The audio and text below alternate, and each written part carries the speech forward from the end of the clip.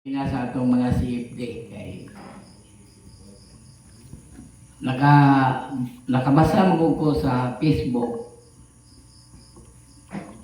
usa ka lain nga sikta ba nangutana sa usa ka CFD kung mabasa ba kuno nato sa Biblia ipangutana sa una kung sayo born again siguro to nangutana siya sa usa ka CFD. Nalimod na mo nga itong CFD. Yang ipangutana ron, nabatay mabasa nga natawag yun si Ginoong Jesucristo sa Pizza 25 sa Disyembre. Ay, sige. Oh. Tapos itubag sa usa ka CFD.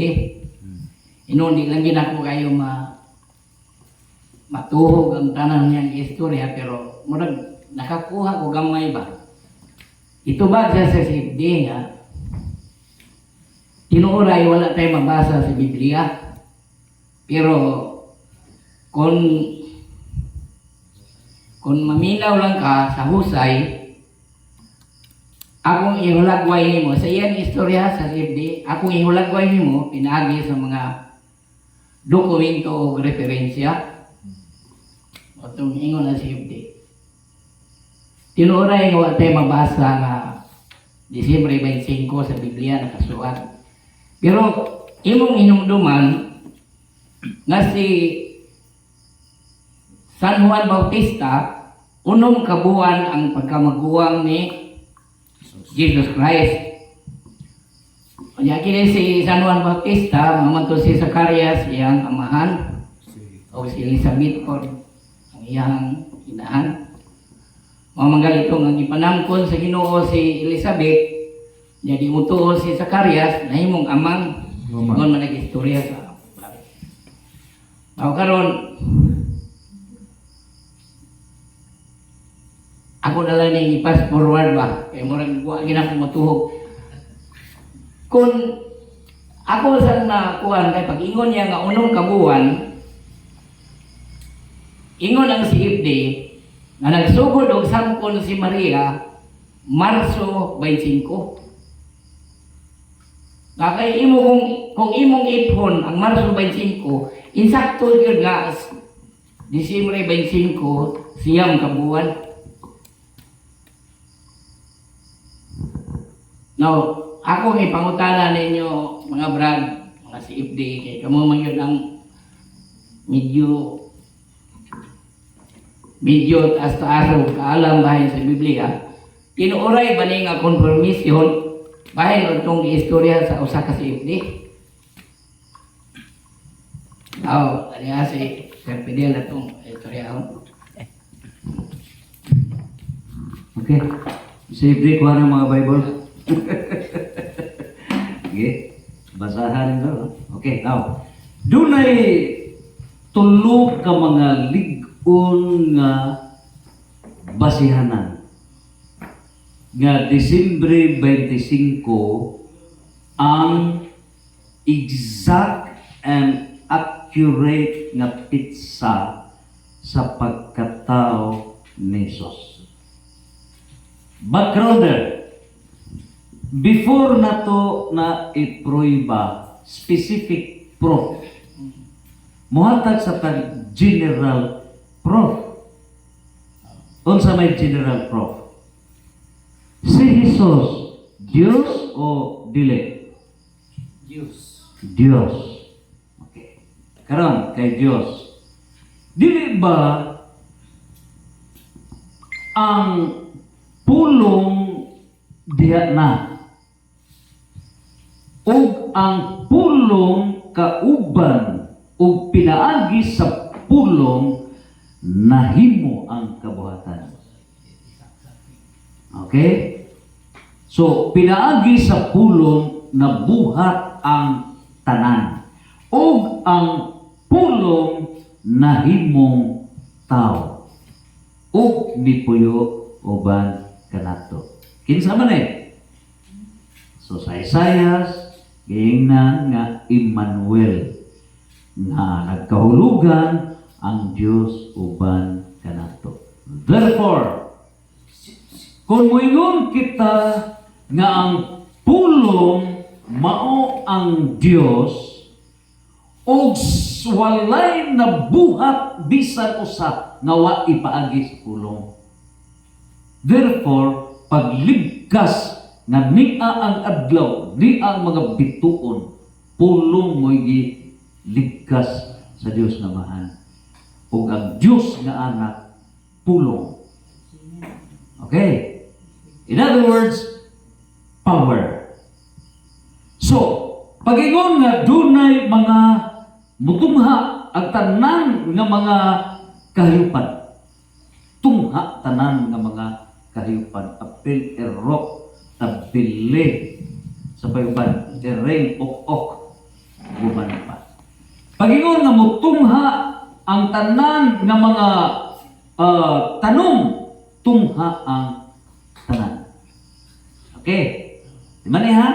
Karon, if nahimo kini perfectly, siya nga maoy tag-iya sa tanan, siya nga maoy tag-iya sa panahon, the controller of time, Ecclesiastes chapter 3, verse 1 to 11. Siya mo'y controller, the owner of time. Unsa na ka sa iyang pagpakatao, wa kay baw, kanus ano tao? Huna ako no? Kamo ko na yung huna-huna. Nga ang Ginoo mo'y tag-iya sa panahon, mao'y gakontrol sa panahon, unya mahitabo na hinuon nga sa iyang pagpakatao wa kay baw unsang pitsahan sa tao. Di ba? Very impossible. O kinsa ba di ay ang makatug-an? It is the church that Christ has founded with infallibility. So the teaching authority gihatag sa simbahan. Mateo 16:19. Ihatag ko kaninyo ang Yahweh sa kingharian sa langit. Unsay inyong itugot sa yuta, itugot sa langit. Unsay inyong idilit sa yuta, idilit sa langit. Diha gipadayag, whatever you declare, tungod kay ang Espiritu Santo nagauban sa simbahan. 1 Corinto 3:16 over 2 Corinto 6:16 equals John chapter 16 verse 13 to 15. Ang Espiritu Santo nagauban sa simbahan. Karon, unsa ba ang Espiritu Santo?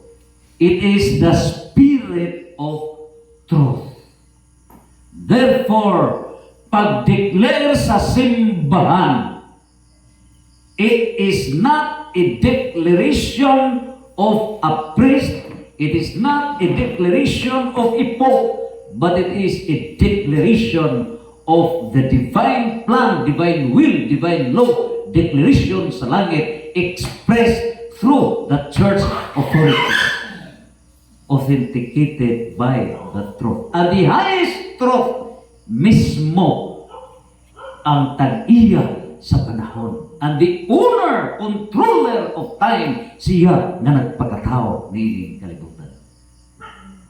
Another proof ng Diyos mo'y gakontrol sa panahon. O sa tuwiga taron? Ha? Sa tuwiga taron? 2026. Karon pangutana. Kano sa ba magsugod ang 2026? Ha? Enero. So wala pa ang Enero, kanus magsugod ang year 2026. Sa wa pa ang Enero, kanus magsugod ang akong pangutana tuig. So kanus magsugod ang tuig 2026. Sa wa pa mabot ang 2026. Ha? 2025, before 2025. 2024, before 2024. Abot tayo di kasang semana ron. Abot sa kasmana na ito ba? Before 2024, 2023. Before 2023. 2022. Before 2022. Kadlawon na sa tayo eh. Ha? So, direct ninyo, diin man jud gikan. Gikan sa year 1. Year 1. Mabot ba na 2026? Huwag kong sugod year 1. Naunsa ba mo? Karon, kano sa ba ang year 1? Dili sa tamang isgot ba 5? Musugod sa tag year 1, kano sa ba ang year 1? Ha? Sa January. Kano sa ba? Now, let's study the time calendar. From Lulu Adam, uy, mutahod ba mo Lulu Adam? Dito mo Adam, uy, batasan. Mura rin ko, bataw mo, ito patay, amahan, ginikanan. Dito mo nang pili, kasi Adam, si iba, uy, batasan. Mulula mo magdikta ni, kung tahod, sapot, urang ginikanan. So, gikan ni Lulu Adam o Lula Eva, ngadto ni Abraham, di parehas ang mga theory. Ang mga offers nagingon 2020 before Christ, napoy nagingon nga year 2000, napoy nagingon nga, pero ang atong findings is 1,974 years. Okay. Before Christ, mani ha? Klaroon sa nato, ang before Christ gikan nga, ang during Christ padung dito. Mani ha? So mo start ka dire 1, 2, 3, 4 hangtod 2026. Nagbalin so? Napili ha? 1, 2, 3, 4, 2026. So, kanang diha star 2026 na gikan dire. Mao nay sugod pagkatao ni Hesus. Nagawa? So, ang year 1, mao'y tuig sukad mataw si Hesus. Nag-start ang kalendar. Year 1. So, ang karong Disyembre 25, mao'y pilang birthday ni Jesus? Ika 2026. Okay. So, gikan sa patrasta.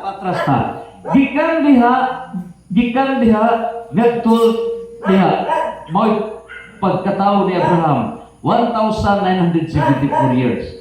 Gikan ni Abraham hangtod pagkatao ni Jesus pila ka tuig 2,000. Gikan karon nga miabot ang kape ug ang painit sa pagkatao ni Jesus hangtod karon pila ka tuig. Gikan sa pagkatao ni Jesus hangtod karon pila ka tuig. 2026. Okay. So, ang pangutana is time. So, proof number 1 na de facto pagkatao ni Jesus nag-start ang year 1. Karon, ari na punta sa buwan o pitsa.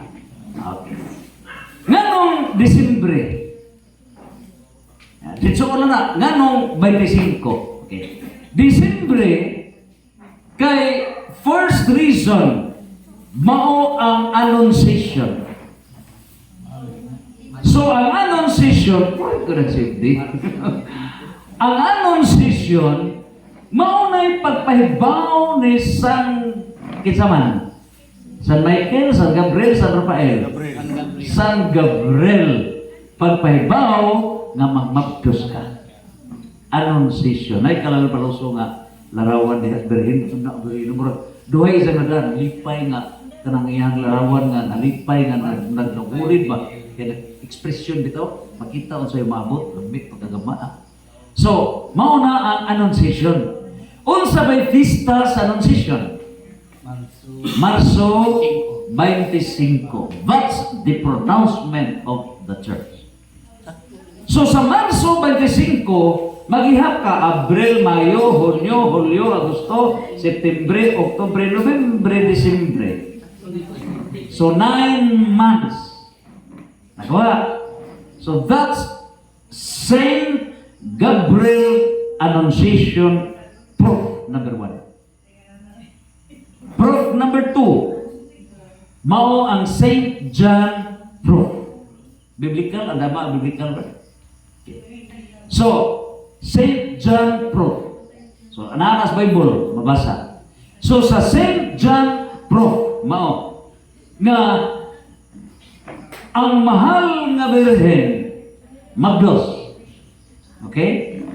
Karon, sa diha nga mibisita siya ngadto ni Santa Isabel. Ay, yes, Elizabeth. Isabel muna, Elizabeth. Pila ka buwan nga magdos ang mahal nga Birhen? Pila ka buwan? Magdos. Tulo, man yung magic number ha? Tulo o unom? Pila ka buwan nga sa magdos? 3 months. 3 months. Namagdos ni sa Marso. So, miduaw ang mahal nga Birhen 3 months. Marso, Abril, Mayo, Hunyo. Hunyo sa miduaw. So, sa pagduaw ni Santa Elizabeth, mag-anak. Mao na nga isang giduaw kay mag-anak. Ang iyang tig-agaw. 3 months. Okay. Karon ang pangutana. Nataw si San Juan nagaingon sa balaang kasulatan, kamo na i-support brad sa biblical. Okay? Nataw si San Juan 6 months ahead ni Jesus. Nataw sa Hunyo 24, San Juan. So si San Juan nga maoy advance parte ni Jesus. Maoy may pamatuod ni ini. Ug busa na tao si San Juan 6 months ahead, 24. So maoy secondary proof, supporting proof to the main proof. Ang main proof is Annunciation, March 25. Plus 9 months equals December 25. Mao nay main proof. Supporting proof, confirmation. Mura ba na katong main proof bunyag ba? Pero kadtong St. John confirmation, mura na og sa kuan para Seven Sacraments confirmation. May confirm nga 6 months ahead maguwang si San Juan. So mao na nga 6 months. So, Hunyo, Hulyo, Agosto, Septembre, Oktubre, Nobyembre, Desembre. So, nataw. Ikatulong proiba, scientific proof, master na sinang Tersiana. Mao na nga, ang scientific proof, mao na dihay kumita. So, dili puntuha, ang scientific, ang climate niya itong igayuna, basta Desembre. Cannot be rebutted, the fact, mao na climate. So mao nang higayuna nga maoy pagkatawid scientific proof. O karon akong ihatag na kay ka-support brad biblical, ihatag nako sa duha ka CFD, Brad Erwin ug Brad Jaime. Okay? Hatag og mga biblical verses para mo hinaw-naw nining tanan. Santo, santo, santo. Fiat! Ako lang itong dugangan, kaya mauna magito tanan, no? So, klaroho lang po na ito, Brad. Ako lang dugang, no? Sa wala pa matino sa simbahan nga sa December 25 yun, daghan man o gisilibrar ang mga Katoliko sa una, na Marso, na Pebrero, na Abril. Kaya nga naman Manila matino pa ang December 25 nga maog ito ang birthday ni Kristo. Kay ang Kristiyano sa una dili sayon. Lutos, pamatyon ang mga Kristiyano ni atong unang panahon pa sa mga apostoles, hantod nga miabot ang Constantinople nga na converter si Constantino ug unya gitagaan na niya kagawasan ang Katoliko. Manang atong giyon nagpractice na sila og pagsaulog. Ang pagsaulog na sa una dili universal kanya-kanya. Sa ilang pagsaulog sa una dili importante ang buwan, ilang gisaulog ang kaimportante nga pagkatao ni Kristo, wala sila mumater sa buwan. So, duga nga pruiba brad nga katong giingon nimo nga 6 months ahead si katong giingon nga giingon sa kauban mo sa FD. Unsa may basihan nato na nagbuntis si Santa Elizabeth September. Sa balaod sa mga Hudiyo, naay 24 ka pari nga magpuli-puli na sila og serbisyo sa templo. O Tisre. Ug niya sa atong basahon ni siya sa kanang litra por litra gyud brad nga kani nga balaod sa mga Hudiyo sa mga kaparian nga ang pari ang amahan ni San Juan si Juan man si Zacarias. Si Zacarias na apil siya sa ikawalo nga hutong nga mo serbisyo sa templo. O ini nga pagserbisyo sa templo mo permanente kini lang nga balaod. Basahon nato diri sa Leviticus 16:29 ngadto sa 30 sa Biblia sa Tyndale, William Tyndale. Nagingon diri, "This is a permanent law. You must do the work of the 25th day of September."